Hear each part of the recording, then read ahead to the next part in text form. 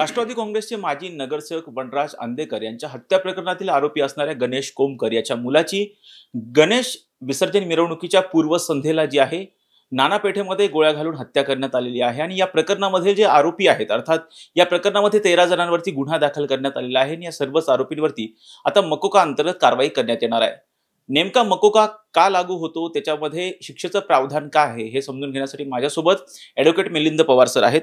Sir, आपण बघतोय की पुण्यामध्ये सध्या जर पाहिलं तर बंडू अंदेकर यांच्या टोळीने जे आहे गणेश कोमकर यांचा जो मुलगा आहे आयुष कोमकर याची हत्या केलेली आहे। यामधले जे आरोपी आहेत त्यांच्यावरती मकोका अंतर्गत कारवाई करण्यात आलेली आहे। मकोका अंतर्गत कारवाई कधी होत असते? आता मकोका म्हणजे थोडक्यात महाराष्ट्र संघटित गुन्हेगारी 2012चा तो ॲक्ट येतो।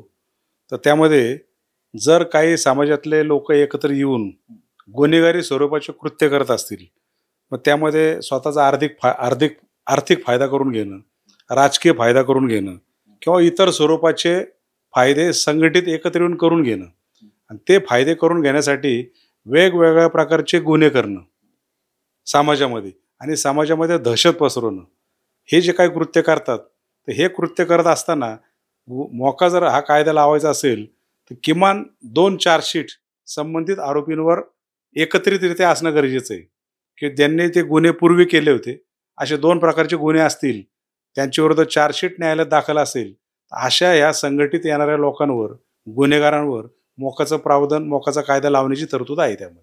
सर, ही जी गुन्हेगारी टोळी म्हणतो जे मकोका अंतर्गत कारवाई करण्यात आलेली आहे त्यांची संख्या किती असणं आवश्यक असतं? संख्या म्हणजे त्याला जसं आपण म्हणजे अनलॉफुल असेंब्ली ज्याला म्हणतो, एकत्रित येऊन संख्या 5 पेक्षा वर समजा असेल तर त्यामध्ये दरोड्याचा कलम लागतं, 2 पेक्षा वर असेल तर क्रिमिनल कॉन्स्पिरसी, वैयक्तिक असेल तर मोका लागत नाही। पण त्यामध्ये ती गँग किती मोठी आहे त्याला अशी संख्या काही दिलेली नाही, पण संबंधित एक 5-10 लोकांचा समूह एकत्र येऊन वारंवार समाजामध्ये दहशत पसरून समाजामध्ये अशांततेचं वातावरण निर्माण करत असेल तर अशा लोकांना मोका लागू होतो। तर त्यामुळे त्यामध्ये संख्या अशी काही दिलेली नाही, पण जी काही ती गँग आहे, मग ती गँग मग 5 लोकांची असती, 10 लोकांची असती, पण ते सगळे गुन्हेगार असतात, समाजामध्ये वेगवेगळ्या प्रकारचे गुन्हे करत असतात आणि तीच टोळी असती आणि म्हणून त्या टोळीला ती काही जी संख्या असेल त्या संख्येप्रमाणे ते काउंट करतात। सर, मकोका हा किती दिवस, एखाद्या गुन्हेगारावरती जर मकोका लावला असेल तर तो किती दिवस असा कायम ठेवला जातो? एकदा मोका लावला की मोकाची प्रोसिजर काय आहे, समजा आता काही गुन्हेगारांना अटक केली, अटक केल्यानंतर जवळपास 180 दिवसामध्ये दोषारोपपत्र पाठवायची तरतूद आहे। 30 ते 60 दिवसापर्यंत पोलिसांना पोलीस कोठडी ठेवण्याचा अधिकार आहे। हा तपास करून झाल्यानंतर दोषारोपपत्र हा तपास करत असताना त्याला परमिशन, ज्याला सँक्शन म्हणतात, सिटी असेल तर कमिशनर, SP किंवा IG लेवलच्या अधिकाऱ्यांची त्याला सँक्शन लागते। पूर्व परवानगीशिवाय दोषारोपपत्र दाखल करता येत नाही आणि एकदा चार्जशीट फाईल झालं की त्यासाठी विशेष न्यायालयाची स्थापना केलेली आहे, मकोका न्यायालय। मोका कोर्टामध्ये चार्जशीट गेल्यानंतर त्या केसचा निकाल लागेपर्यंत त्याला मोका राहतो। मग बऱ्याचशा केसेसमध्ये आपण पाहतो की पोलीस मोका लावतात पण तो मोका टिकत नाही, हायकोर्टला मोका डिस्चार्ज झालेल्या पण केसेस आहेत। मग जोपर्यंत मोका केस पेंडिंग आहे तोपर्यंत संबंधित आरोपींवर मोका हा असतो। सर, या मकोकातील आरोपींवरती ज्यावेळेस मकोका असतो त्यावेळेस ते जामिनासाठी अर्ज वगैरे काही करू शकत असतात? एकदा मोकाचं चार्जशीट दाखल झालं की त्यामध्ये पुरावा किती आला आहे, पोलिसांनी तपास कसा केला आहे, मग त्या मोकाचं चार्जशीट मोठं असतं। मग संघटित गुन्हेगारी, मग त्यामध्ये प्रत्येक आरोपी त्या केसमधला दुसऱ्या आरोपीशी कशा कनेक्शनमध्ये होता, एकत्रित येऊन कसं त्यांनी फोन कॉल असतील, बाकीच्या गोष्टी, हा गुन्हा कसा केला आहे, हा सगळा पुरावा बघून आम्ही वकील लोक ठरवतो की जामिनासाठी अर्ज कधी ठेवायचा। जामीन ठेवता येतो, प्राथमिक सुरुवातीच्या काळामध्ये जामीन होत नाही, पण मोकाच्या केसमध्ये अनेक केसेसमध्ये जामीन झालेला आहे, ही देखील वस्तुस्थिती आहे। सर, यामध्ये मकोका ज्यावेळेस लागत असतो त्यावेळेस शिक्षेची तरतूद कायद्यामध्ये नेमकी कशी असते? आता समजा मोका लावलाय काय, आता समजा पुण्याच्या केसचा तुम्ही उल्लेख केला, खुनाचा गुन्हा असेल तर खुनाच्या गुन्ह्याला जी शिक्षा आहे तीच शिक्षा त्याला लागू होती। मोका म्हणजे काय, थोडक्यात मोका हा शिक्षा होण्यासाठी नाहीये, समाजामध्ये शांतता राहण्यासाठी हा मोका कायदा काढलेला आहे की जेणेकरून भारतीय दंडविधान पूर्वी होता, आता BNSS वगैरे नवीन कायदे, तेच कायदे आहेत, फक्त तरतुदी बदलल्यात। हे कायदे असताना समाजामध्ये शांतता निर्माण करणाऱ्या लोकांवर कंट्रोल ठेवता येत नव्हता, ही वस्तुस्थिती आहे। तो कायदा अपुरा पडत होता. आणि म्हणून मकोका सारखे कायदे गव्हर्नमेंटने आणले की जेणेकरून समाजामध्ये शांतता निर्माण व्हायला पाहिजे. आणि म्हणून त्या संदर्भात आता समजा तेलगी प्रकरणाचा विचार केला, तेलगी प्रकरण आता ते मीच बऱ्यापैकी भरपूर ते हँडल केलं. तेलगीच्या केसमध्ये मर्डर कोणाचाच नव्हता, पण त्यांनी सगळ्या एकत्रित येऊन जवळपास 64 आरोपी त्यामध्ये होते. शेवटचे आरोपी 67 शेवटचे आरोपी म्हणजे शाहिदा अब्दुल करीम तेलगी, मुख्य आरोपी जो होता अब्दुल करीम तेलगी त्याची बायको.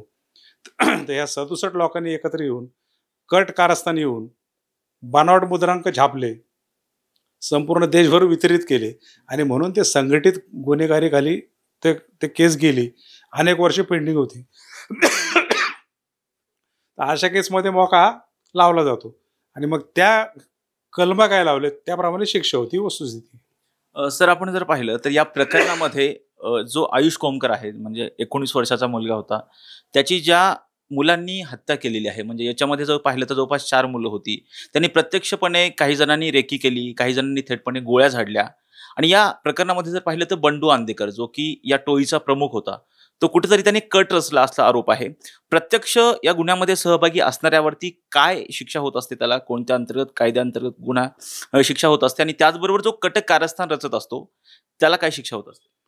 आता यामध्ये कसं आहे की कट कारस्थान जर केलं तर ज्याने केलं, पण ऍक्च्युअल घटनास्थळावर कोण आरोपी होते, त्यांनी ऍक्च्युअल असॉल्ट म्हणजे मारहाण नेमकी कोणी केली, स्पॉटला उपस्थित कोण होतं, मग त्या कलमाप्रमाणे मेन आरोपीला जी शिक्षा होणार तीच कट कारस्थान ज्याने केलं त्याला 120B म्हणतात, कॉन्स्पिरसी, IPC पूर्वीचं, त्यानुसार शिक्षा होणार. ह्या कायद्यामध्ये सगळ्या तरतुदी आहेत. पण आता आपण जे काय आत्ता सांगितलं की रेकी केली, लक्ष ठेवून होते, ह्या सगळ्या गोष्टी ह्या सगळ्या तपासामध्ये निष्पन्न येऊन डायरेक्ट बघणारे आय विटनेस, सगळ्या संबंधित आरोपींचे फोन कॉल, प्रत्येकाचं लोकेशन, त्याच वेळेला कसे फोन केले, कोण कुठं कुठल्या त्या एरियामध्ये होते, हे सगळं ज्या वेळेला जुळून येईल त्याच वेळेला शिक्षेची तरतूद होऊ शकते. आता सुरुवातीला कसं आहे, गरमागरमीमध्ये सगळं घडलेलं असतं. पोलिस म्हणतात आम्ही मोका लावू, हे करू, पण नुसता मोका लावून नाही, हा मोका कसा टिकला पाहिजे त्यासाठी तसा पुरावा यायला पाहिजे. आणि जर सबळ पुरावा आला तरच शिक्षा होऊ शकते. नाही तर मग नुसतीच रेकी केली, नुसतेच आय विटनेस आहे, प्रत्यक्षदर्शी विटनेस आहेत, पण ते न्यायालयासमोर टिकलेच नाहीत. त्यांनी सांगितलं की आम्हाला काय आठवत नाही, पाठमोरे पाहिले, हेच होते का सांगू शकत नाही. अशा जर साक्षी न्यायालयासमोर जर आल्या तर मोका असून देखील केसेस सुटतात, ही वस्तुस्थिती. सर, या प्रकरणामध्ये जर दोषी आढळल्याच्या नंतर किती वर्षांची शिक्षा होऊ शकते? समजा आता 302 ह्या पुण्याच्या केसचा विचार केला, मोका लावलाय आणि संघटित गुन्हेगारी हा गुन्हा जर न्यायालयासमोर सिद्ध झाला तर जन्मठेपेपर्यंत शिक्षा होईल. आणि असं जर वाटलं की रेअरेस्ट ऑफ रेअर केस, म्हणजे वेगळी प्रकारची केस, वेगळ्या म्हणजे ब्रुटल ज्याला म्हणतात की थंड डोक्याने केलेलं मर्डर, हा सिद्ध झाला तर फाशीपर्यंत होऊ शकते. पण अशा केसेसमध्ये जनरली जन्मठेपेपर्यंत आणि काही दंडात्मक शिक्षा होऊ शकतात. अर्थात हे होते कायदेतज्ञ ॲडव्होकेट मिलिंद पवार सर. जर पाहिलं तर बंडू आंदेकर प्रकरणामध्ये त्याच्या टोळीच्या विरोधात पोलिसांकडून जे आहे ते मकोका अंतर्गत कारवाई करण्यात आलेली आहे. हत्येचा गुन्हा जर सिद्ध झाला तर या प्रकरणातील आरोपींना जन्मठेपेची शिक्षा सुद्धा होऊ शकते, असं ॲडव्होकेट मिलिंद पवार सर यांनी सांगितलेलं आहे.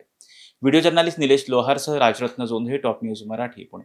घ्या परदेशात भरारी, तेही सर्वसामान्यांना परवडणारी. 1 रुपया भरा आणि थायलंडमध्ये फिरा. सचिन इंटरनॅशनल घेऊन आले आहेत जगातली सर्वात स्वस्त परदेश टूर. पूर्ण 5 दिवसांचं पॅकेज आता फक्त 32,999 रुपयांमध्ये. पॅकेजमध्ये विमान प्रवास, हॉटेल, ब्रेकफास्ट, ट्रान्सपोर्ट आणि प्रेक्षणीय स्थळे. सचिन इंटरनॅशनल 18 वर्षांपासून पर्यटन क्षेत्रातील एक विश्वसनीय नाव. सचिन इंटरनॅशनल सोबत मनसोक्त फिरा. संपर्क 7767989898.